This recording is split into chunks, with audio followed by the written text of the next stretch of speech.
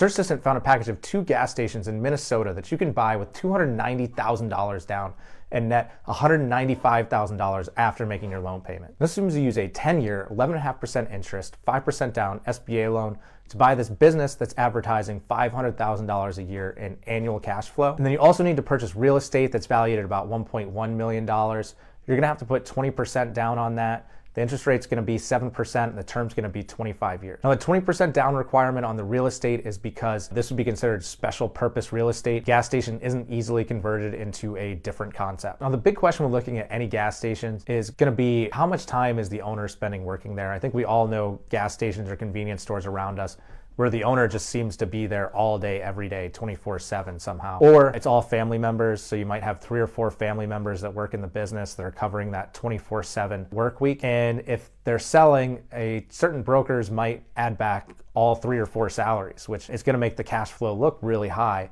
because essentially you have no employee expenses. So this particular business was listed by Sunbelt, which is a fairly reputable broker. I'd say if it was listed by one of the less reputable brokers, I'd say it probably does include multiple salaries. Given that it's Sunbelt, I might say that it's only one, but we don't know until we look. So looking at this, obviously $195,000 isn't that much if you're gonna have to work nonstop.